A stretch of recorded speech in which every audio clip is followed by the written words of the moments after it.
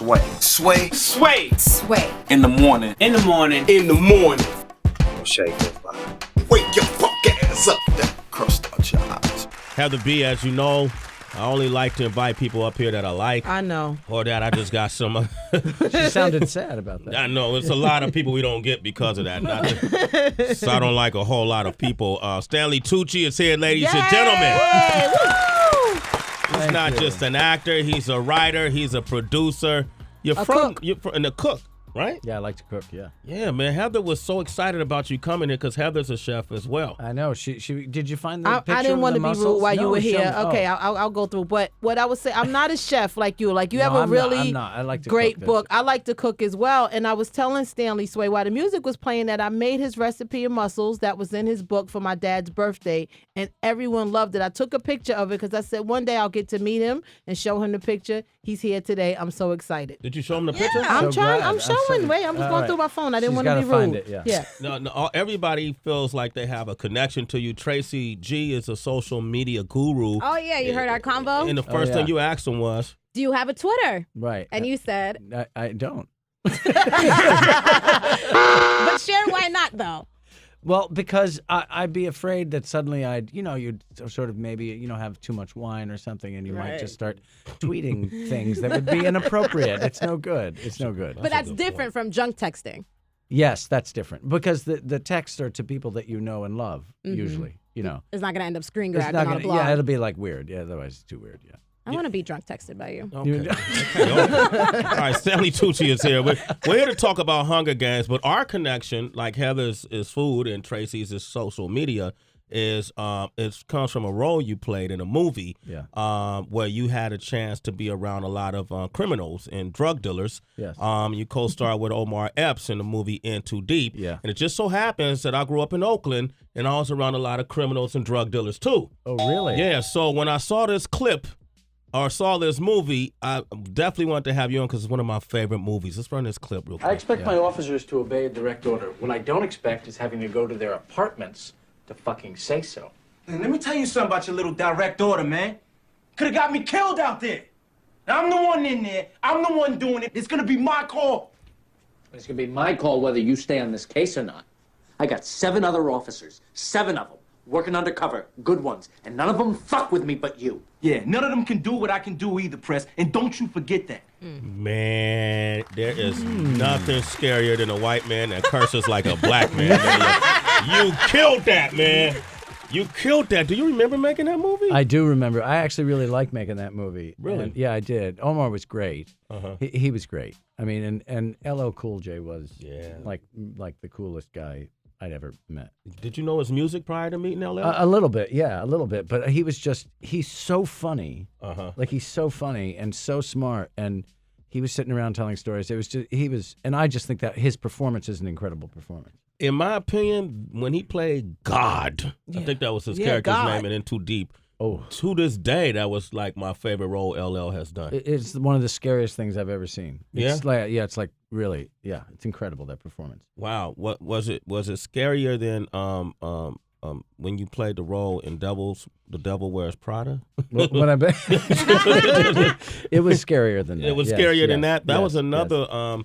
You've put together a cast of great movies and great characters. Yeah. Well, I like being a character actor. I mean, I guess that's like a redundant term almost. You know what I mean? A character actor. But I really love it. It makes me, you want to be different people. I don't want to be myself all the time. That's Sway no fun. mentioned that you curse like a black man in Too Deep. Were you sort of the white Andre Leon Talley in The Devil Wears Prada? Exactly. Yeah. In essence, yes. That's who the character's based on.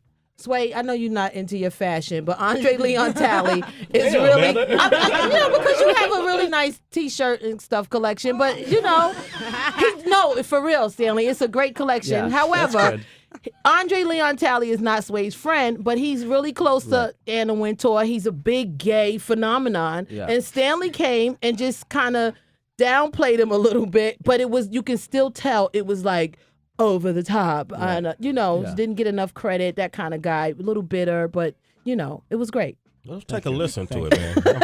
These are all sample sizes, 2 and 4. All right, we'll join this for you. A poncho. You'll take what I give you and you'll like it. We're doing this dolce for you. And shoes. Jimmy Choos. Nova Blahnik. Bag. Nancy Gonzalez. Love it. Okay, Narciso Rodriguez. This we love. It might fit. It might. Okay, now Chanel. You're in desperate need of Chanel. Darling, shall we? We have to get to the beauty department, and God knows how long that's going to take. Yo, yeah. Is that a read? I know. It's so mean. It was mean. Meryl Streep was in that movie, right? She was, yeah. What was it like acting alongside her, man? She's incredible. Yeah? She's the best. I mean, she really is probably the best actress that has ever lived and will ever live. Yeah. She's incredible. We did that movie, then we did Julia and Julia together, where she played Julia Child. And, I mean, that's a huge thing to take on, because Julia Child was everybody knew who she was and that very strange voice and everything. But Meryl didn't do just this imitation. She recreated her completely. Absolutely. Extraordinary. The actor of your caliber with so much work under your belt, do you get intimidated by an actress like Meryl Streep? I do. Even Meryl and I have become very good friends, but still, it's very hard to act with her because she's so good. She's so good, you just want to watch her. Do you know what I mean? Like I would catch myself in Julia and Julia, just sort of Meryl would be talking and I would just start watching her, and then I'd forget like I had like a line, like I had to act with her. Wow. So I had to keep reminding myself. Yeah. She's fascinating. These girls have that same problem working with me every Yes. day. Yeah, it's hard. They're dealing with it. They're dealing with it, right? No, I know. Yeah. They told me that earlier. Yeah, right. They're dealing with it. Stanley Tucci is here. We're going to open up the phone lines, 888-742-3345. And when we return, we're talking Hunger Games. Her entire species must be eradicated. Her species, sir. The other victors. Because of her, they all pose a threat. Because of her, they all think they're invincible. Wow, man. I got chills from that right there. That's a scene from the Hunger Games catching fire in theaters this Friday. I can't wait to watch it. Caesar Flickerman is here, a.k.a. Stanley Tucci, who has the whitest teeth in the history of film. How your teeth get so white, man? I had them made. Really? Yeah, a guy in England made them. I was doing a movie over there, and I said I wanted to I talked to the makeup person, and I said I want to have these teeth. I wanted like an exaggerated version of a talk show host, an extreme tan, and huge teeth, super white. And guy, you go in, you make a mold like at the dentist, and then he fits your teeth, and you just say, you pick out the color and you shape the teeth and all that stuff, and he makes them and you stick them in and you use them. So you have that much creative input in your character? Is it because of who you are and the work you've done, or I think every movie's like that. If you're working, even as a young actor, you'd say, I was thinking this, and if you're working with good designers and a good director, it's a collaborative thing. It's not just sort of, if somebody tries to impose something on you, even if it's just a suit or a pair of shoes and they're not right, then you just go, it's not right. I can't, feels weird. Why am I wearing high heels? Okay. Well, not high heels, but you know what I mean. Yeah. Well, I think you did that at The Devil Wears Prada. In my mind. In your mind, right? Heather, see, I like to wait for the film to come out so I can experience it with the audience and be in the car.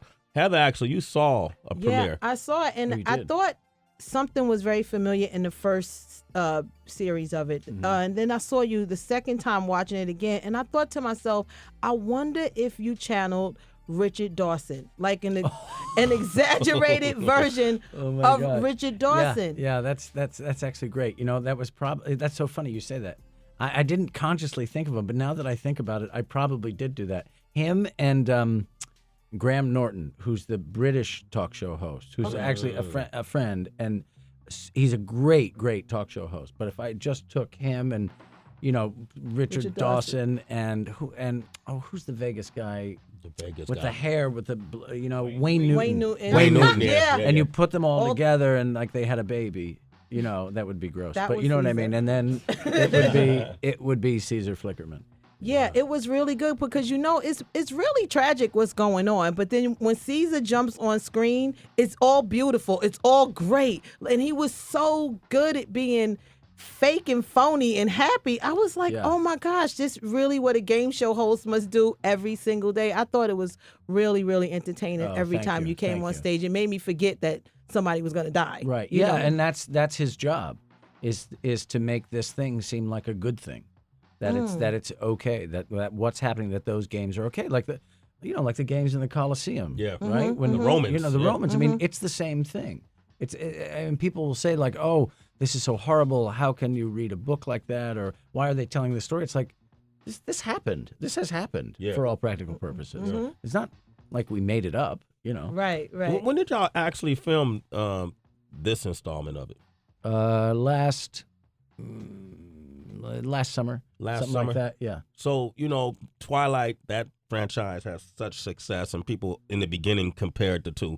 Yeah. Do you guys as actors, you don't feel the pressure of the movie having to perform in a big way, do you at all? Or Well, I think you do. You always want a movie to do well, but ultimately you can just do what you do well. Do you know what I mean? Yeah. And it's up to other people to make the thing as a whole work. I mean, the thing with movies like this, let's face it, I mean, luckily the Hunger Games are really, really good movies. You could almost make a bad version of the Hunger Games and it would still be successful. Good point. Because the books were so successful. My daughter called it too, man. She said because she was a big Twilight fan, and she made me read all the books before I could go see the movie. It seemed like it would be in a reverse, but that's what she did to me. Yeah. And she called it before it was even announced that the Hunger Games was going to become a franchise, a movie franchise. That, Daddy, I guarantee you the next book they turn around is the Hunger Games. Really? Wow. Yeah. She knew. And she told me another one recently, too. I just don't remember the name of it, Really? Not that I don't listen to my daughter. No, I understand.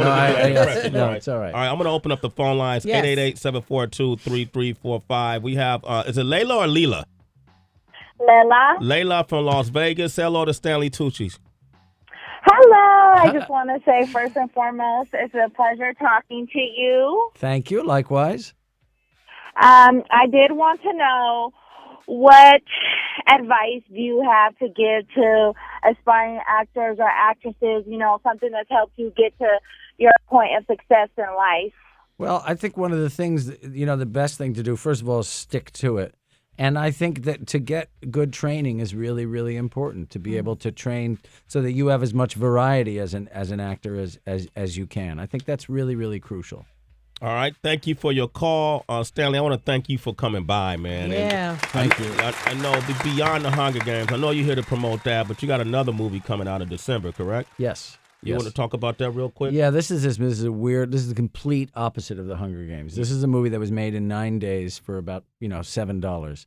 And it was, so it wasn't even $1 a day, really. Wow. And it was a movie that Neil LaBute, who's a wonderful playwright and director, that he wrote, sent to me, and I did with Alice Eve. Alice is in the Star Trek, right? And she's great actress. So it's this very intense, weird, kind of disturbing relationship between these two people that's sort of sexual and anyway, it's weird. Yeah. But it's really good. It's the complete opposite. Is it weird because you having sex or in a movie or is it, well? Yes, because yes. It's always yes. What's the name of it? Because it's pretend. No, yeah. Oh, what's the name of it?